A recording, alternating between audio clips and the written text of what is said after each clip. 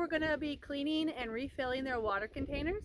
And so I'm going to give you a few tricks that I've learned to help keep them the most clean, help keep algae from growing as quickly, and that's of course to keep all of our chickens happy and healthy.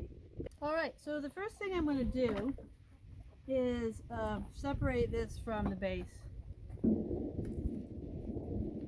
The cap that goes on there. The thing with this cap is that you can tighten it too tight, and in doing so you'll break it. I've done that. I've had to replace my cap. So you just want to do it until it stops. Don't crank it down. That will end up making a split in it, and then it won't hold water. Okay, so from here I just used Dawn. Let me add a little bit to this. I'm going to do some water, and I'm going to scrub. And believe it or not, what I use for my scrub brush is a toilet brush. It was actually brand new when I started using it for this. It's just easier than trying to reach in. And I also will use some steel wool. So yeah, I'm just going to scrub it out. It does get, as you can hopefully see, it does get a little discoloration around the walls, especially if there was algae.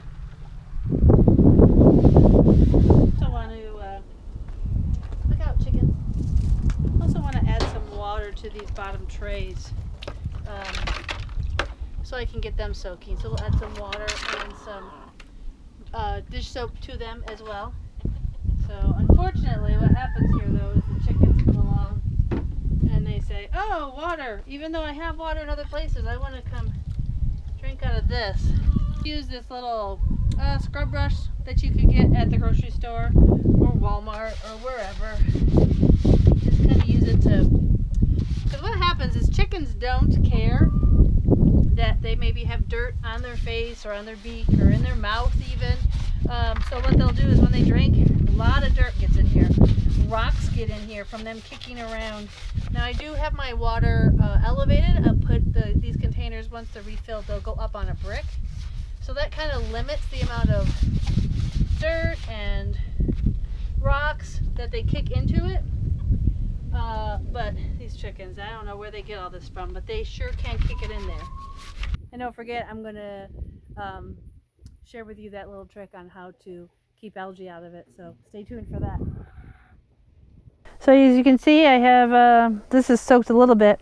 What I'm going to do from here is I'm going to add a little bit of bleach.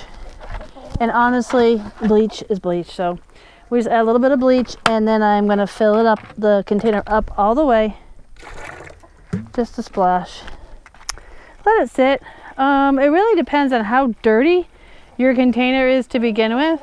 So if you have a really, really dirty container and it's stained, you've got algae built up on it, you've scrubbed it out, it's as clean as it can be, but now you need to sanitize it, you're going to want to add some bleach and probably let it sit for a while.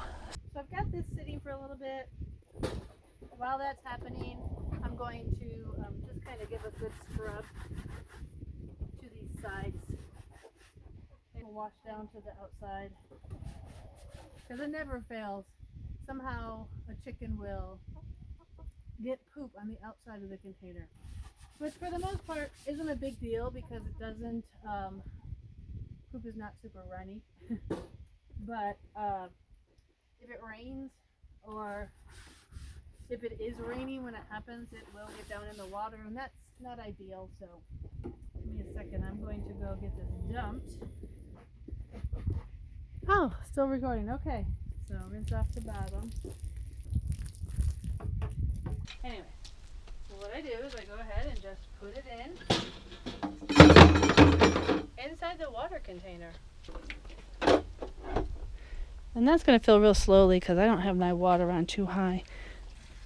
You have to make sure, whoops, that you have the cap on or it will all run out. So a while ago, oh man, quite a while ago, I had heard that if you use old pennies, I'm probably wrong on this, but 1983, that they actually were copper pennies. If you know what the year is, please let me know down below. But so I started collecting these copper pennies, anyways, the copper pennies were supposed to help cut down on algae. They would inhibit the growth of algae. So I started collecting these pennies, but man, I just could never remember to collect them. And then when I did put them in there, I didn't have enough to make a difference. And then when I would clean it out, I would lose some of them. So it was just not really working out. It was a great idea that just did not pan out. So what I did was, I'm like, where else can I get copper from? I'm like, copper pipes, duh. So I went to my local hardware store and I bought a copper pipe, and I used, what's the word I want? The cutter thing. So I just cut them. I cut them into pieces that would make them fit in there. So I have one copper pipe. I think this cost me $9 for, how long is this?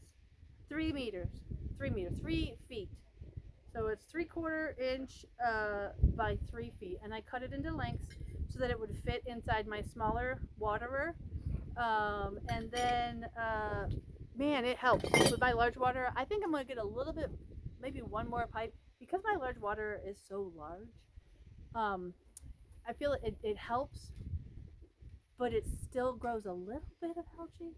So anyways, I'm going to do that. So I'm really excited because this is the first time I'm putting the copper into my smaller one. So I'd like to see how that works, how well it inhibits the algae growth. Fingers crossed, since I had a full length in my larger one and it does pretty well, hopefully it will completely inhibit the algae growth in my smaller one. So yay, let's hope. So now we're going to go get our secret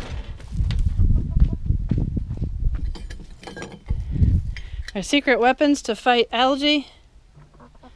Secret weapons to fight algae. We're just going to drop them right in there. That's all it takes. So today is February 9th? Yeah, today is the 9th of February. So we'll see how this goes. I will let you guys know how the algae situation is going.